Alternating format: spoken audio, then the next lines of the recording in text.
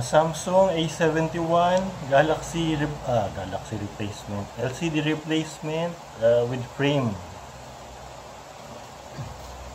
Dumating na yung in-order nating LCD. I-replace na po natin. Bumili na po tayo ng LCD with frame para mas madali po yung ating replacement. Mas mahal po siya ng konti, pero less stress na rin po. Kaka-stress magpalit ng ganitong mga unit.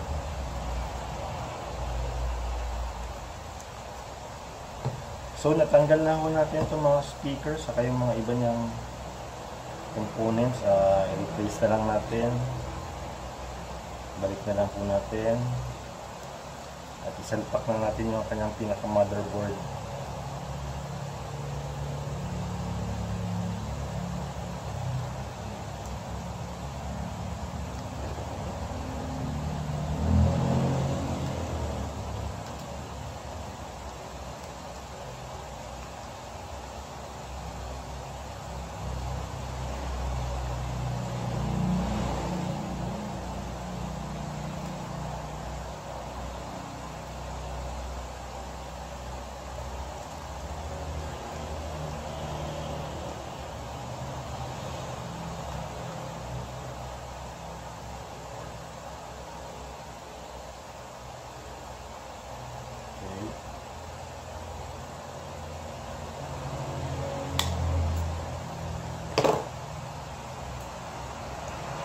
Ito yung bago at ito yung ni-replace natin dahil wala na po ito, sira na, black screen na po siya.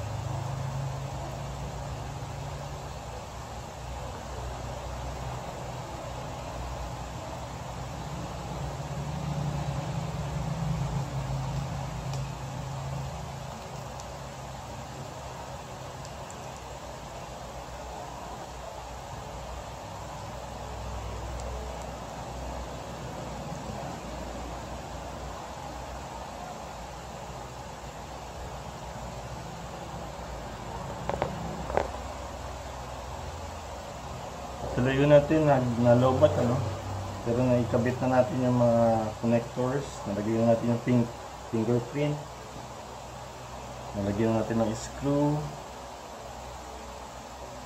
So i-test na natin pagka salpak po natin ng casing na sa likod. Lobat po tong unit, i-charge muna natin, tignan natin kung may makikita tayong display sa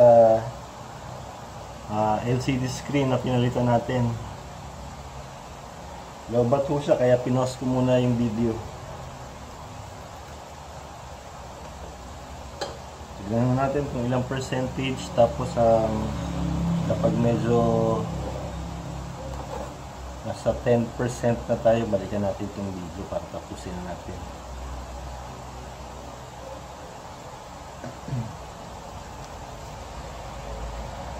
Ayan, lobat na lobat yung battery. 0%. Balikan po natin pag medyo kumarga yung baterya niya.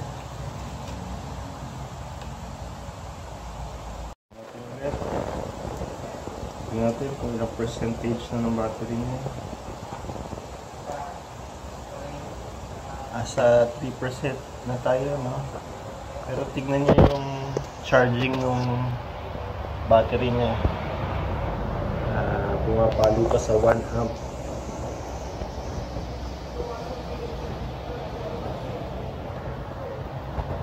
Maganda pa yung palo ng battery po niya. Makakarga pa siya na mahigit 1 amp.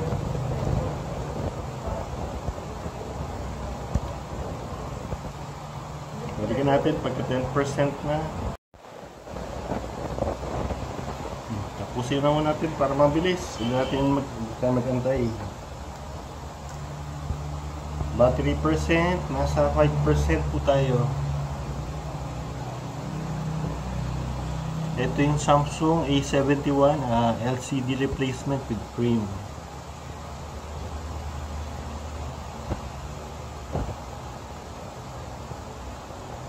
Meron siyang pattern lock, no? So hindi natin yan mabubuksan, yung owner lang, hanggang LCD replacement lang tayo. Check lang natin kung nagta-touch yung kanyang keypads.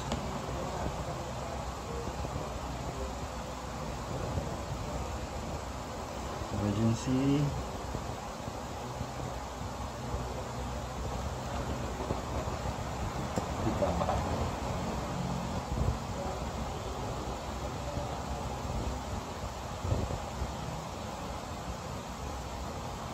So okay po ang touch natin.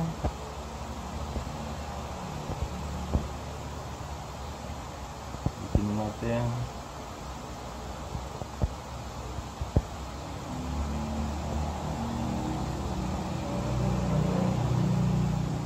So all goods po ang ating Samsung A71 LCD replacement with frame po yan.